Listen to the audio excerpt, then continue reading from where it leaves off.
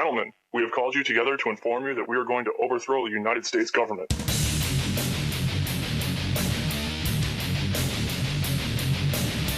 You still think that jet fuel brought down the World Trade Center?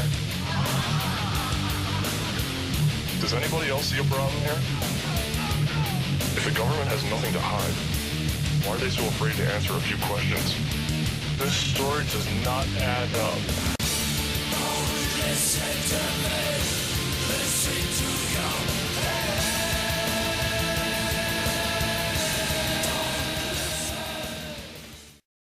That this is not happening by chance. I believe these things are happening purposely, and I think that this government is allowing these things to happen, and in many cases causing them to happen purposely according to a plan.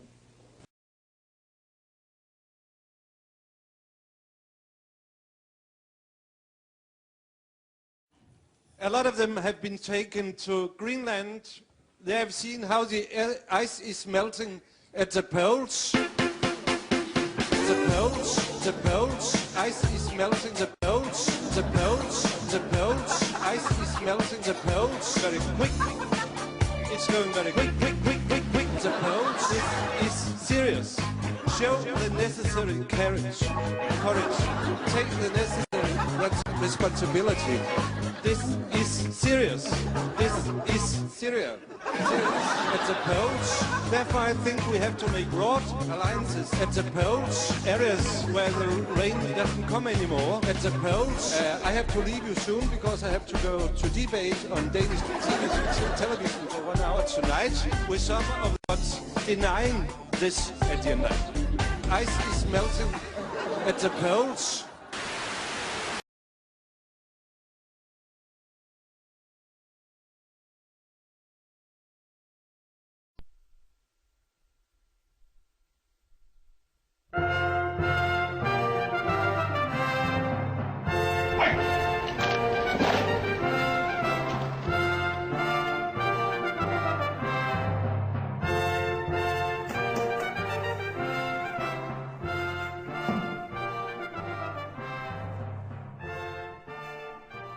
God aften, assholes! Faktum!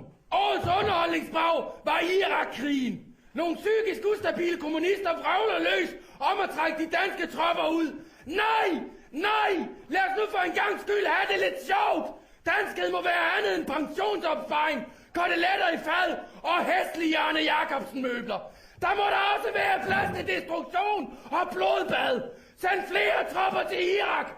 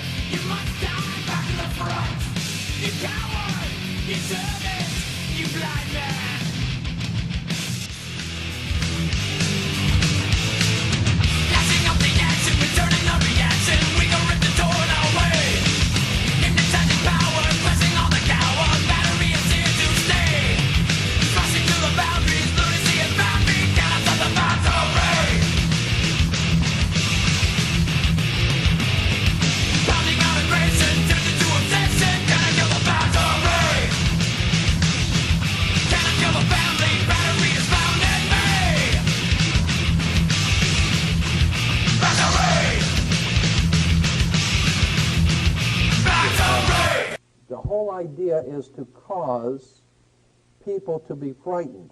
And in order to frighten people, a frightened and fearful people will do things for you. They will submit to you if they're sufficiently frightened. And so the governmental context of what I'm saying is that the government of this country wants people to be frightened. That's why they're continually turning criminals back out into the streets. They go in, they kill 15 people in a McDonald's. They get a $250 fine and a 3 years in jail, which is then when we find out what actually happened, they got 1 year, and the fine was commuted, and so they're back on the streets. They're turning murderers back onto the streets.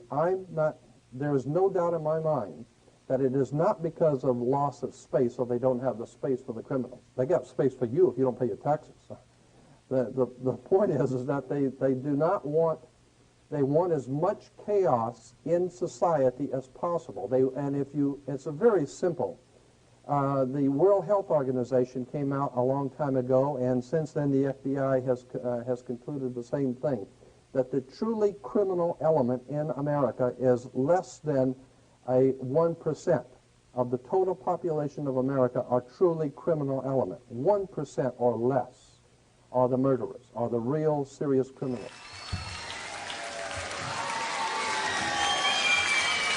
Dankeschön. All right, this next song is fuck George Bush, all right? Logic alone would tell you that if you put those people in jail or you put them to death, you don't have any more serious crime. Now what? Now you have very little need for the police department. You have very little need. The people now have more time to think about things. They don't have to worry about their children. They don't have to worry about their family. They don't have to worry about crime in the streets. Consequently, they can concentrate now on who's running this government, how fair are the equitable are the laws, and so therefore it's better to keep people occupied. We've known that for a long time. That's why science, that's why politics is called political science. There is a method to controlling people. Politics is referred to as political science. It's a science. If you can keep people organized, keep people disorganized, frightened, fearful, broke, that's another thing. They want to keep you financially in a hole, then people are subservient to you. You do not want people to become self-sufficient and have enough money that they don't have to listen to you. You need crime, and you'll see why. And I'll show you today why you need a lot of crime. You need to let criminals back out into the streets. They talk about something. If you think about the logic behind these rules and behind these new laws we have, it's absolutely insanity.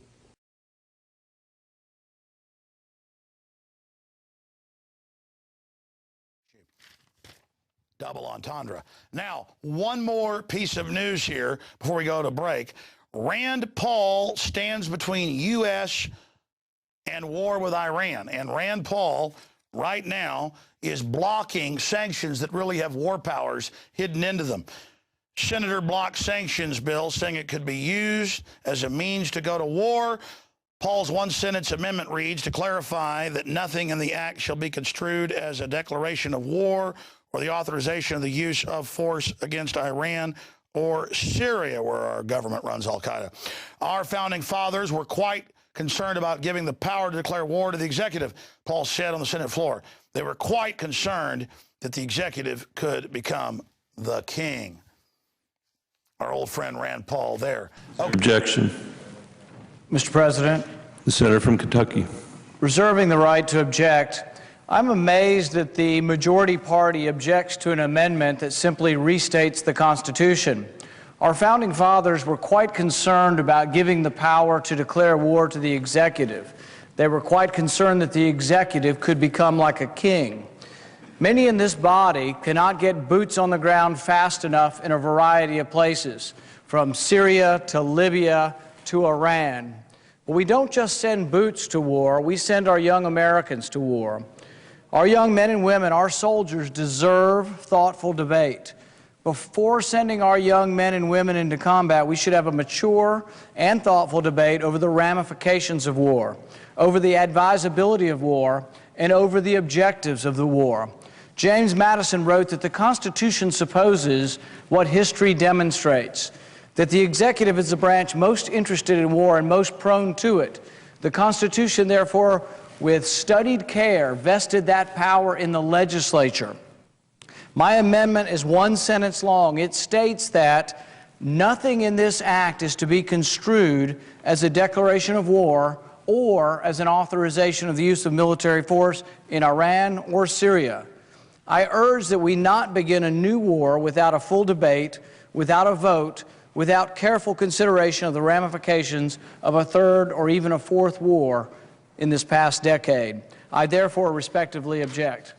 The objection is heard. Thanks. I want to get into your experience in Hawaii. As you said before we went on air, you want to talk about this point of nowhere to run. But before we do that, why do you think Petraeus has come out and admitted what we've known for a decade, that all new appliances have tech, data over power line, listening, watching, Google watching, beyond 1984, cell phones, toasters, clock radios.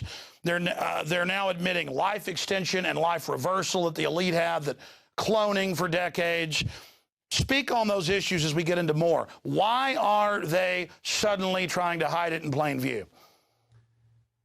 Well, I think a number of reasons, and in a way they're almost always psychological, because this is a mind game.